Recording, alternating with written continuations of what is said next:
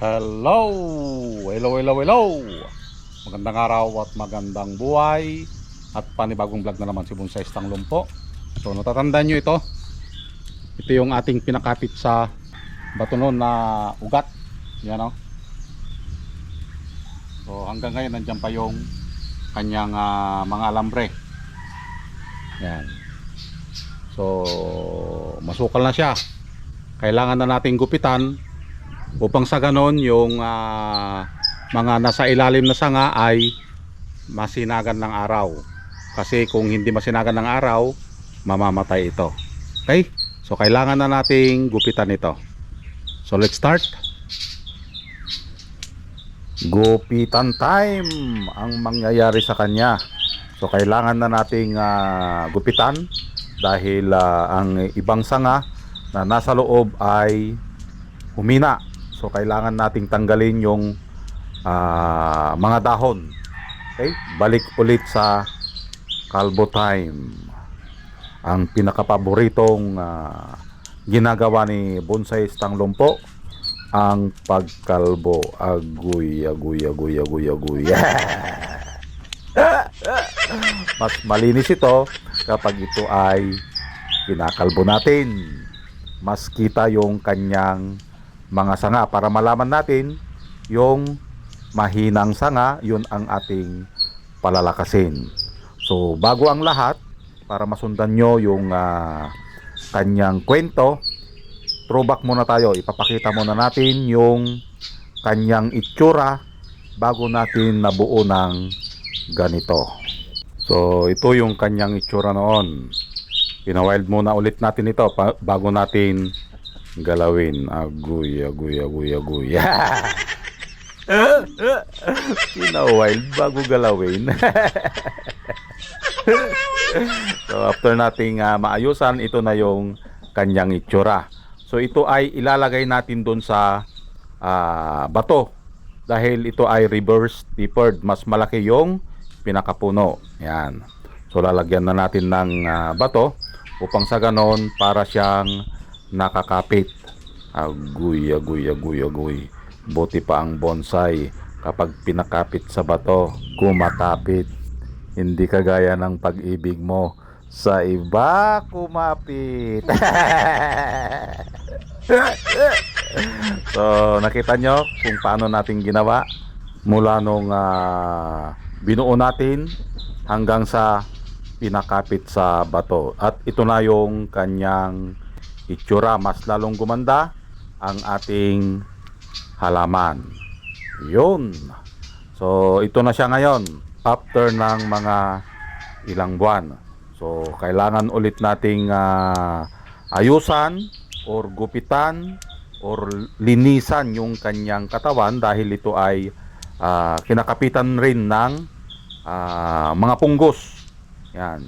So after nating magupitan, ito ay ating kakalbuhin para maging swabe, bebe. Kapag kalbo, mas nakikita mo yung kanyang kabuuan. Agoy, agoy, agoy, agoy. Sana all nakikita ang kabuuan. Kamayin mo, bebe. Para mas mabilis. Yan, finger ng dahon. Okay?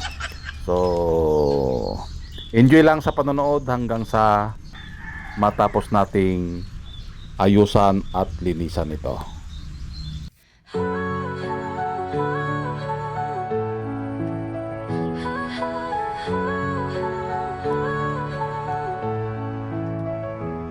Sa dilim ng gubat, ako'y naglalakad. Scout ranger, ako sniper sa likod ng lakad. Kalaban ay harap-harapan, walang atrasan. Maski kamatay, hindi ko iniiwasan. Tinamaan man ako, di ako sumuko. Sugatan ng katawan, pero buo ang puso. Buhay ko'y bonsai, maliit pero matatag. Bawat sugat, kwento ng isang tunay na tapan. Laban lang.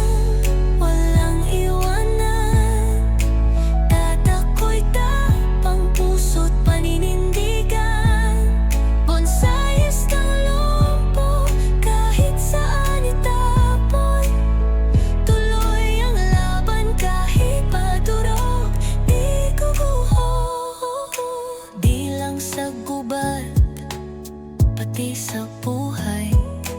Bawat pagsubok akin ang nasubaybay. After nating matanggalan ng mga wire, ibabrush natin itong mga to, yung mga puti.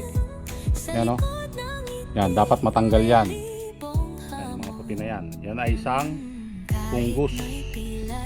So, marami dito sa kanyang ugat. Yan, oh. Para malinisan na rin yung mga singit ng mga sanga. Okay? Aking tapang di mo kayang sukatin sa tatas. Laban lang, walang iwanan. Tatakbo'y tapang puso't paninindigan. Bonsais ng lupo, kahit saan itapon. Tuloy ang laban kahit padurog, di guguho. Sa bawat bonsai may kwento ng lakas. Kahit putol ang sanga, may ugat na matikas. Ako'y patunay na kahit may kapansanan, pwedeng maging bayani, tagumpay ang hantungan. Laban lang. Yung at natapos na nga nating kalbuhin and linisan yung kanyang katawan. So, yung pinakita natin kanina na puti, wala na. Nalinisan na, natanggal na lahat. Okay, yung punggus. At the same time, bago natin i-wire na ito, pahilumin muna natin yung mga sugat na dinaanan ng wire. Katulad niya, no? Okay? Tsaka na lang muna natin na gagalawin ito. Hayaan muna natin ito na ganyan lang muna. And tsaka natin aayusan ulit. Okay? So, maganda ito kapag ito ay nailagay sa tamang lagayan. Yan. So, nasubaybayan nyo naman, isang ugat ito. And then nilagyan natin, pinakapit natin sa bato. Okay? Kasi reverse tapered, mas malaki na dito. So, para lumabas yung ugat, ay hindi maging reverse tapered, ganito ang ating ginawa. Okay? So, maraming salamat. At nasamahan nyo na naman si Bonsais ng Lumpo. Abangan yung update nito. Hanggang sa muli. Bye-bye.